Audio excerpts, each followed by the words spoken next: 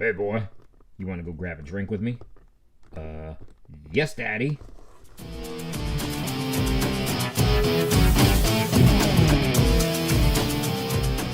Hey there, toy collectors of the world! Let's talk about Man-at-Arms from the Masters of the Universe series from Mondo. He is a heroic master of weapons. It's a 1/6 scale collectible figure. As always, the back art is absolutely beautiful. For those out there that like to keep their figures in the packaging and display it like this, you can open it up so you can see the figure inside. Bio reads, for 2 centuries, Duncan, the Eternian weapons master and combat instructor to the royal family, has been called Man-at-Arms.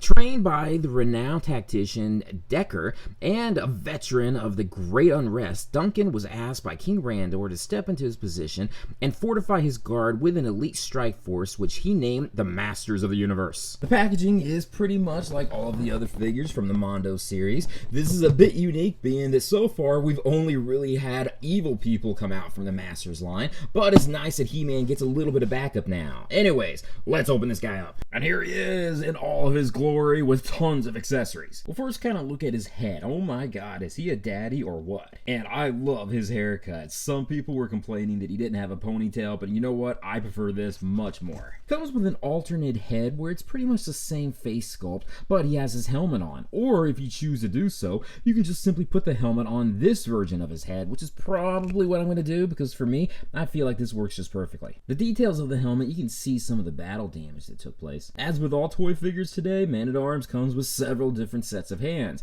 This set has one where it's just kind of pointing at you. This one's telling you to park in the red zone and get a pass. A punching hand to match the hand that's already attached to him as he came out of the packaging, and a very loose gripping hand that could grab one of the weapons, but again, who would probably use this one? I know I'm not. All Masters of the Universe Mondo figures come with a stand, which is going to be very useful when you're displaying these guys. He comes with a blaster rifle, and this design itself looks much like the original 1980s blaster rifle, but of course with a lot more detail to it. It comes with a short sword where if you look close to it, you can see that it's already been worn in and he's used it several times. He has a set of goggles. If you choose to do so, you can put them on him. He is a master at arms and he's always creating stuff, so it kind of makes sense if you have something like this, which, you know, I kind of like that. I think that's cool.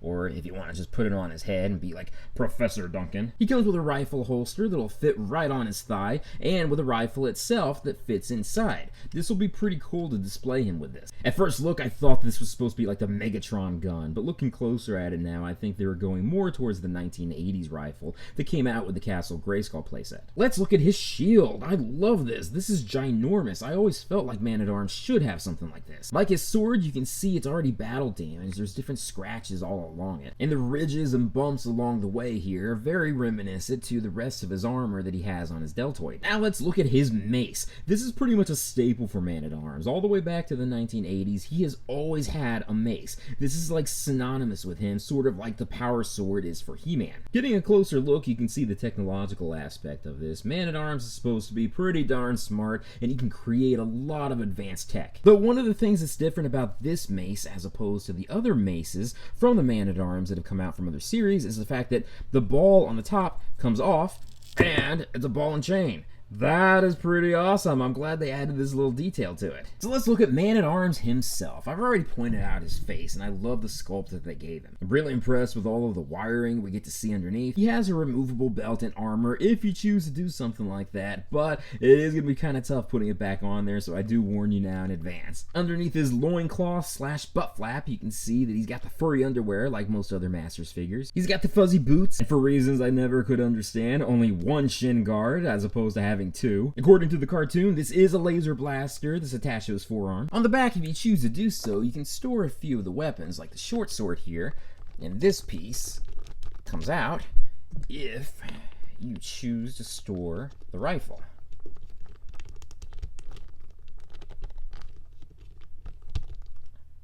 Bada bing. Let's go through his articulation. First, he has movement in his head, upper arm movement, bicep movement, elbow movement, wrist movement. He has mid-torso movement if you can get underneath his armor, but I'm not going to remove that. Waist movement, upper leg movement, knee movement, and ankle movement. Here he is with all of his weapons fully decked out. This is a beautiful figure. Everything holds in place fairly well with him. Some of the other Mondo figures that have come out have very weak joints when it comes with their hands, but I think his is fairly stronger in comparison. Here's a nice reference point with some of the other Daddy-at-Arms figures that I own. You can see the size difference between them. Also, you can see that every one of them has that iconic mace. And here's a comparison of Man-at-Arms next to all of the other Masters of the Universe figures that I've opened from the Mondo series up to the making of this video. Final thoughts. Do I think that he's worth it? Yes, I do. But then again, I am very biased for anything Masters of the Universe related. If you are interested in getting him, unfortunately, he is long gone from the Mondo website.